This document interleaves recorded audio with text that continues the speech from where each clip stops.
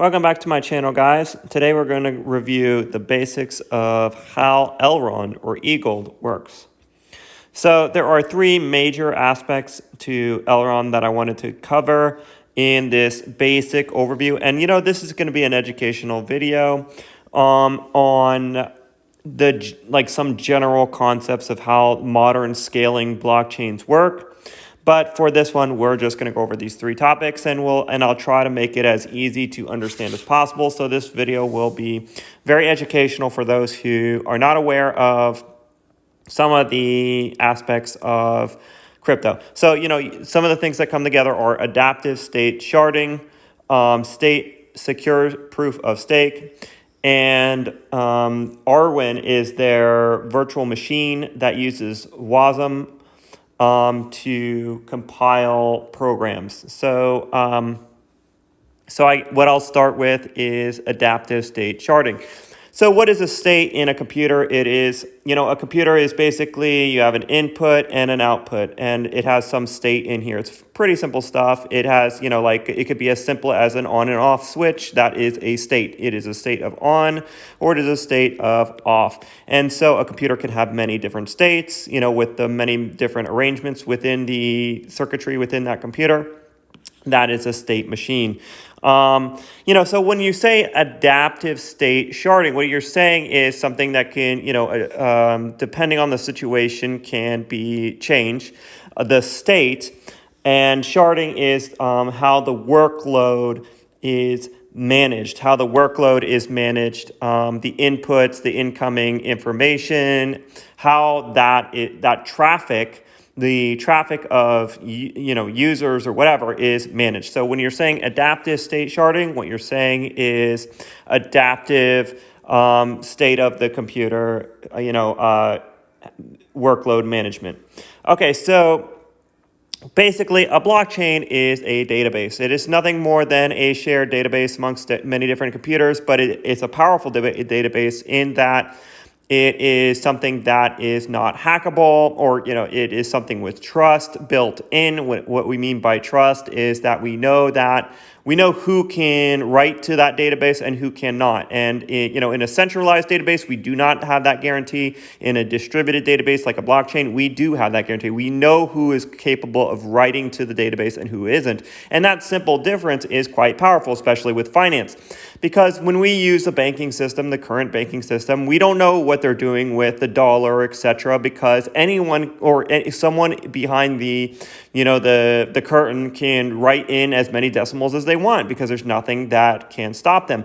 But in a blockchain, there's it is transparent in who can write to the database, and that is a very significant difference. So that is where we get the trust element from in the blockchain database aspect. Another thing to consider is the speed that we write to the database in a trusted manner is very important. And up until this point, the blockchain technology has not had that speed. It has not had a very, changing that database has been a slow and expensive process. So the goal of blockchains is to speed up the ability to write to the database in a trusted manner. So who can write to the database in a trusted manner quickly and inexpensively? That is the goal of blockchains that scale today. So what we have now is transaction sharding. So basically, this is how actions are assigned. So the first thing we're going over is adaptive state sharding, right? Out of these different components of Elrond. And then the three major components of adaptive state sharding are transaction sharding, network sharding, and state sharding to make it adaptive, right? So this is the state, the overall state sharding, which is how once again, sharding is not, I'll go over the concept of sharding in a second so that, it's not as confusing. But network, how the network is managed, how the state is managed, and how transactions incoming data is managed. So let me go over what sharding is so that when I say transaction sharding, network sharding, and state sharding, you know what I'm talking about. So a blockchain data is basically, right, this is the way a blockchain data is written to the database right now. As we stated, a blockchain is nothing more than a database. So this line represents data being written. If you can imagine this as a book and this is a line, like written line by line, That's what the blockchain is. It's being written in. It's written in, like just like if I was writing in handwriting, it's written in. And the data is showing that shared ledger, and it's showing the record of who is writing to that record in an approved manner. So we know it's a trusted record. And so in blockchain, you have these nodes and they reach agreement on finality. So at some threshold, see, some of these might not have agreed on the ledger yet, but what happens is you reach a threshold, and once you reach that threshold, we know that we can claim with some certainty that a piece of information has been written in the correct way once there's some threshold, and this is all written into the parameters of how a blockchain does this. With Bitcoin, I think I don't know the proliferation rate or the exact word, but there's some threshold of nodes that need to get, they all share the information, and at some point a threshold is crossed, a mathematical threshold that says, you know what, we could trust that what these guys are saying is true, and eventually these guys will get that record as well, and all the nodes will share the information. With sharding, that is not the case. And what we do is we split up the nodes in the network to run different sections of the network. And we split the network into sections. And that way we can increase throughput. That way, instead of having this one line of throughput, we can have as many lines of throughput as is possible, which is infinity if you're going to split up the network. But there are some things to consider with this. Like what this is called is parallel processing. Instead of having a single line of processing, we have now several lines of processing, and we can keep increasing it until we have the throughput that is desirable. And this is, this allows us to reach fast finality. What finality means is that we could trust the information and how fast it takes for that information to be trusted. This is called shard splitting. So each one of these is a shard. So now you know what sharding is. This is a single line. These are shards. They are just nothing more than split network information. So instead of the information being in one section, it is now in multiple sections, and a subset of nodes is writing to each section, and they manage that information, the subset of nodes. And we do not know who these nodes are, and they switch quite rapidly. These nodes will switch like right here, they will jump from one to the other in a random fashion, and some amount of them will be switching around constantly, very, very quickly. And that is how we can get a trusted component, so that no one could, when we say that a blockchain is trusted, we know who's writing to the network and we know who's not. And we know that these guys are not going to be compromised, right? So if someone controls all the Bitcoin nodes, they could write whatever they want. But the truth is, what makes Bitcoin decentralized is that no one could really control all the nodes. The same thing with this. These nodes are unknown because they're always jumping around. So it keeps the same trust factors, even though some people might say this is less decentralized. I would say that no, it keeps the same properties as long as these are undetectable and you cannot buy off these nodes, or you cannot compromise these nodes. Then it doesn't matter if there's only a couple writing to a shard, because that shard is non-compromisable, because no one knows who the nodes are writing to that shard at any moment. So it is difficult or even impossible to detect those shards and write what information you would want that is not true. And that is how, so what do I mean by this? So let's say you have a transaction with someone, a big transaction, let's say $10 million. And let's say that $10 million is going to be in this shard, that $10 million transaction. Well, you might be able to make a transaction with someone, and then they release whatever it is you're buying, and then you reverse the transaction because you compromise these nodes. Well, that's what I'm saying by not being trusted. And by having these things be random and switching very quickly in an undetectable manner, we know that they could keep the trusted properties, and so they have the same properties as a fully decentralized system. However, but they are scalable. So that is how we can achieve scalability, by splitting up the network into shards. And as many shards as we add is how scalable the network it is. So it's theoretically infinitely scalable. And what happens is shard splitting increases throughput. So if one of these shards has a workload that is quite high, it could split, and this can happen to infinity. So we can split any individual shard into infinity, so that means that it's infinitely scalable. Because let's say this shard is having too much of a workload, so suddenly it splits its workload, and there's some process for managing what information ends up on this shard and what information ends up on this shard. And okay, so with all of that considered, now one of the things that makes this more complex is these shards still have to intercommunicate. So if there's something happening on here and something happening on here, they will have to have some kind of data to talk to each other, and Elrond has that built in. So when we say transaction sharding, now that we know what sharding is, it's how actions are assigned to a shard. Basically, Elrond has transaction sharding.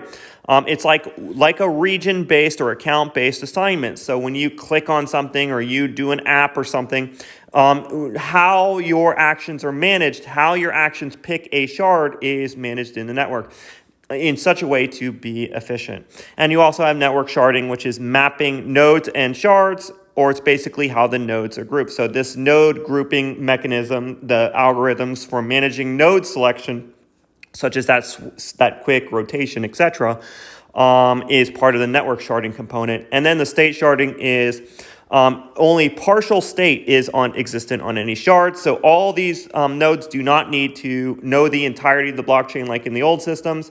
They only need to manage their individual shard, and they only need to have some kind of information method for how they share information that is relevant, so that if something happens on this shard and something happens on this shard, they can still interoperate, but they don't have to share everything in the network, so that these nodes can focus on just managing shards, and that way we can get that infinite throughput.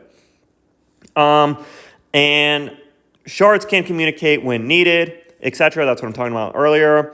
And then that is also the state sharding is part of the node shuffling, which is unpredictable before selection. And it's designed to allow updates of the shard state to newly assigned nodes.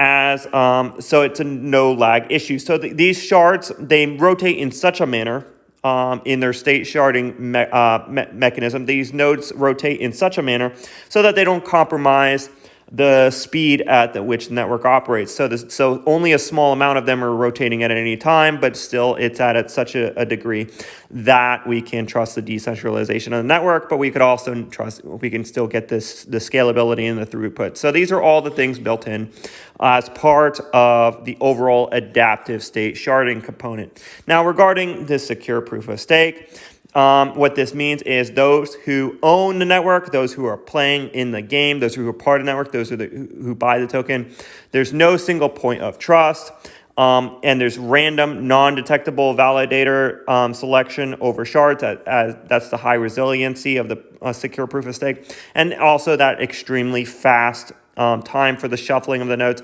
But one of the things that is most important as far as proof of stake is the weight of stake of EGLD. So you have to be a participant to run the network. And if you are trying to break the network, or if you're trying to cheat, as in that situation I described earlier, like let's say you're trying to reverse a transaction, or you're trying to fake a transaction, you will lose your share of EGLD. So you're putting up information, you're putting up value in the network that you could potentially lose if you act in such a bad way.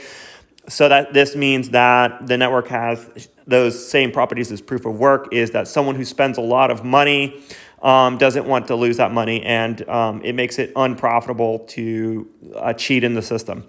Once again, providing that trust element to the system.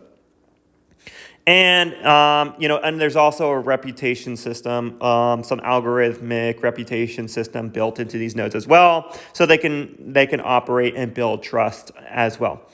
Now, one of the final things we're going to cover in Elrond, in the basics of how it works beyond the state sharding and the secure proof of stake, is basically how applications will sit on top of it. So you have this computer, right, where all this stuff that we just were talking about, the throughput stuff, happens. And then you have the virtual machine, which means this is the thing that communicates with the database. And what is a virtual machine? It is nothing. It is a programming. It is a virtual machine is like a computer, and for instance, you have your computer's hardware, which is just the physical components, and then you have something like Windows OS, and it has apps, right? Well, a virtual machine is basically the same thing. You have hardware, you have an OS, but then you have another kind of OS that sits inside of another OS, and you can run the apps in that. So it's like an operating system that exists in another operating system. That's all that a virtual machine is. And so, like, if you imagine Windows, and then you have like Linux, right? You have Linux inside of Windows. You can run any application inside of here that is Linux based. And then this communicates with the Windows, and then that communicates with the hardware. So it is basically allows for us to run anything that would be Linux-based inside of an OS or whatever, like, well, that's what a virtual machine is. It's the ability, it is basically an operating system in another operating system, and then you could run apps within it. So it's the right programming language for any application that writes to that specific, like for instance, this case, Linux. Any app that is a Linux-based application can now run in Windows because you can run Linux as a virtual machine inside of Windows. So that is basically all a virtual machine is. And WASM is a language that it's a virtual machine in your browser, and that allows for you to write it allows for writing applications to WASM, a standardized language in the browser that allows for apps to operate. So basically, it's a small state machine in the browser, and it runs programs at bytecode speed. So it's basically like you're writing straight on top of the hardware itself. It has that extreme speed, and that is what WASM is. And so that allows for us to write any programming language we want to WASM, and basically to Arwin, which is Elrond's programming environment for WASM. And so the Arwin is the virtual machine that uses WASM, and everybody uses WASM. So that means any programming language that compiles to WASM can compile to Elrond. And so that gives Elrond an easy ability for developers to develop on top of it. And so guys, that is the basics of Elrond. The reason I'm going over this is I'm involving myself in the Elrond community, seeing more information there. I have people that are intelligent people who are in the system, and I'm looking into it to see, I want to make sure I understand everything about this to make sure I have a good viewpoint on Elrond. And so that is my basics so far. And then I'm going to look for other opportunities in this network as well as in the other spaces in the blockchain space. But I just wanted to give a general overview of how Elrond works. So for those who are in Polkadot, for those who are in the other systems, they can compare it and see the differences between this one and others. Polkadot has some of the sharding capabilities as well, and we could compare the differences between these networks and see, how they will acquire market share, which strategy will work, etc. All right, guys. So if you like this kind of content, please like and subscribe, and I'll keep looking for quality things out there in the crypto space.